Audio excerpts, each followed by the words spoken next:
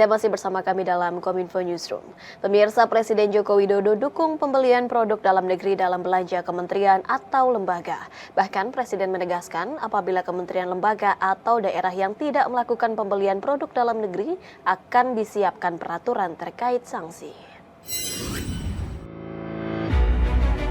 Presiden Republik Indonesia Joko Widodo mendukung 95% pagu anggaran setiap kementerian lembaga dapat diprioritaskan untuk pembelian produk dalam negeri. Hal tersebut perlu dilakukan agar industri usaha mikro kecil dan menengah di tanah air dapat berkembang dengan pesat. Dalam sambutannya pada pembukaan bisnis matching produk dalam negeri 15 Maret 2023 di Jakarta, Presiden mengaku senang karena sampai saat ini jumlah produk lokal di katalog elektronik atau e-katalog Lembaga Kebijakan Pengadaan Barang atau Jasa mengalami peningkatan yang signifikan. Dari yang awalnya hanya 50.000 saja, meningkat menjadi 3,4 juta produk dalam waktu setahun. Meskipun mengalami peningkatan, Presiden meminta produk lokal tersebut bukan hanya masuk ke dalam e-katalog saja, melainkan mengimbau kepada setiap kementerian lembaga dan pemerintah daerah turut andil dalam membeli produk-produk lokal yang dijual. Pada kesempatan yang sama, Presiden Joko Widodo juga mengimbau kepada jajaran TNI Polri untuk menyediakan setiap keperluan prajurit atau anggota mulai dari seragam hingga senjata menggunakan produk-produk dalam negeri. Ini saya minta di Kemenhan, di Polri,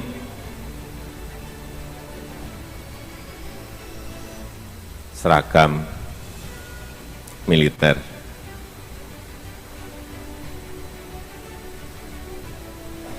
Kita ini bisa bikin ekspor ke semua negara, kita malah beli dari luar.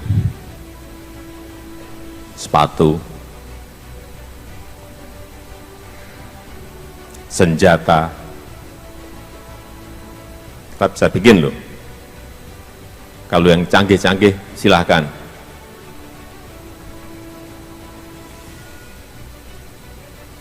Mau beli pesawat tempur karena kita memang belum bisa.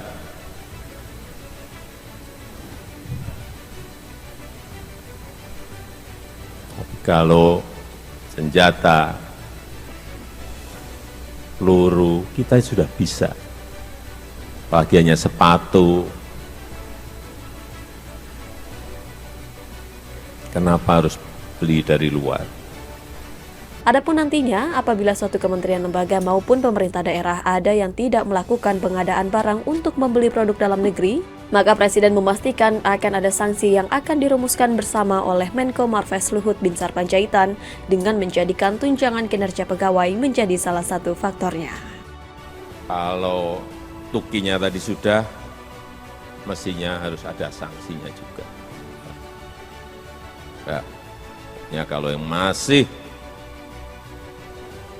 beli, baik BUMN, BUMD, provinsi, kabupaten, kota, kementerian, lembaga, masih coba-coba untuk beli produk impor dari uang APBN, APBD, BUMN, ya udah, sanksinya tolong dirumuskan. Presiden Joko Widodo melakukan kunjungan kerja ke Kabupaten Manggarai Barat, Nusa Tenggara Timur. Dalam kunjungannya ke Labuan Bajo itu untuk meninjau kesiapan KTT ASEAN Summit di Labuan Bajo.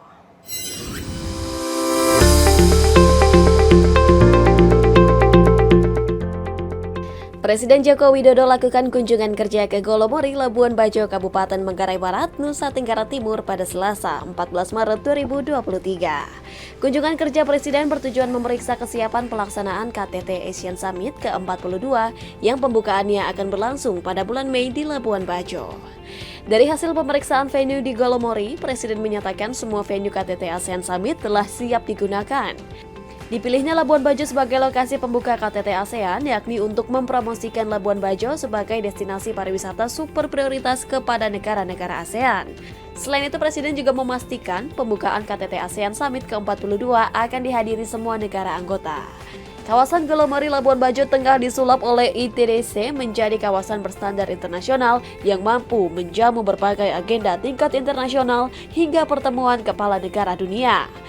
Melansir Antara, kawasan MICE di Golomori akan dilengkapi dengan beach club, observation deck, dan dermaga kayu yang berhadapan langsung dengan Pulau Rinca.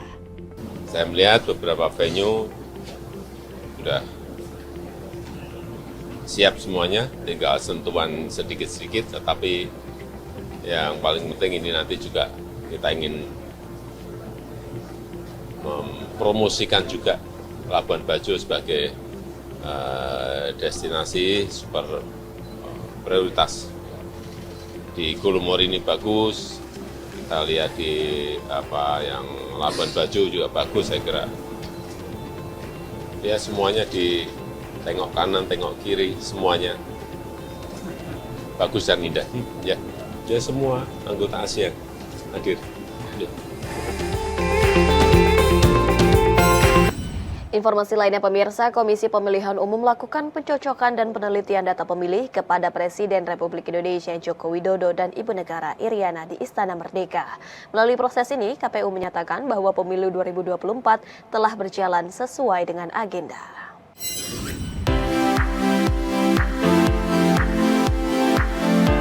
Komisi Pemilihan Umum Republik Indonesia melakukan proses pencocokan dan penelitian data pemilih kepada Presiden Republik Indonesia Joko Widodo dan Ibu Negara Iriana Joko Widodo di Istana Merdeka, Jakarta. Ketua KPU Hasyim Asyari mengatakan, proses coklit data pemilih yang dilakukan KPU merupakan simbol bahwa pemilu 2024 tetap berjalan sesuai agenda. Selain itu, Presiden sebagai warga negara Indonesia berpartisipasi aktif dalam kegiatan pemilu dalam bentuk mengikuti proses pencocokan dan penelitian data pemilih 2024.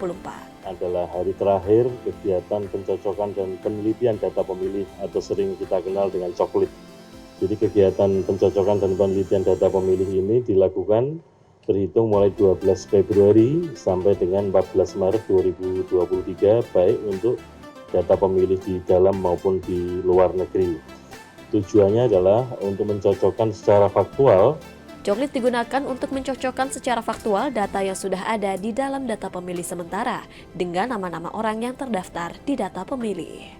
Hasyim menambahkan bahwa jumlah pemilih yang dijadikan dasar dalam proses pemutakhiran terhitung sekitar 204 juta pemilih. Adapun jumlah tersebut diperoleh dari penyelarasan data penduduk potensial pemilih pemilu dan daftar pemilih tetap yang dimiliki oleh KPU. Lalu berdasarkan dua data tersebut itu disinkronisasi dan itulah jadi data pemilih yang digunakan sebagai alat atau instrumen atau alat kerja bagi teman-teman Pantarlih ketika pemutakhiran data pemilih. Nah, untuk data yang digunakan sebagai dasar untuk pemutakhiran data pemilih sekarang ini tercatat adalah 204.559.713 pemilih atau 204.559713. Di kesempatan itu, Presiden Joko Widodo juga mengajak seluruh masyarakat untuk mengecek apakah mereka sudah terdaftar sebagai pemilih di pemilu 2024. Dan saya menghimbau seluruh masyarakat untuk mengecek namanya di websitenya KPU. Apabila belum terdaftar, segera melaporkan ke KPUD setempat. Wakil Presiden Republik Indonesia Ma'ruf Amin memberikan penghargaan kepada 22 provinsi, 334 kabupaten dan kota yang telah mendukung program Jaminan Kesehatan Nasional Kartu Indonesia Sehat. Penghargaan ini sebagai program strategis nasional dengan mendorong terwujudnya cakupan kesehatan semesta di Indonesia. Wakil Presiden Republik Indonesia Ma'ruf Amin memberikan penghargaan kepada pemerintah daerah berstatus Universal Health Coverage atau Jaminan Kesehatan Semesta yang telah mendukung program Jaminan Kesehatan Nasional Kartu Indonesia Sehat. Terdapat 22 provinsi, 333 kabupaten kota yang telah memenuhi jaminan kesehatan semesta atau kepesertaan lebih dari 95% penduduk sampai 1 Maret 2023. Mereka telah mendaftarkan penduduknya dalam segmen pekerja bukan penerima upah Pemda pada program JKN KIS. Adapun ke-22 provinsi tersebut yakni Aceh, Kepulauan Bangka Belitung, Yogyakarta, Nusa Tenggara Timur, Kalimantan Timur, Sulawesi Utara, Sulawesi Selatan, Gorontalo, Papua, Papua Selatan, Papua Pegunungan, Bengkulu, DKI Jakarta, Bali, Kalimantan Tengah, Kalimantan Utara, Sulawesi Tengah, Sulawesi Tenggara, Sulawesi Barat, Papua Barat, Papua Tengah, dan Papua Barat Daya. Dalam sambutannya, Wapres meminta seluruh pemangku kepentingan termasuk pemerintah daerah untuk berperan aktif mendaftarkan warganya tergabung dalam program JKN. Pemerintah daerah saya minta dapat mengambil peran lebih dengan mendaftarkan penduduk rentan ke BPJS Kesehatan, antara lain para penyandang disabilitas, warga lanjut usia, dan masyarakat terlantar. Saya mengapresiasi komitmen penyediaan anggaran daerah untuk membayar iuran jaminan kesehatan.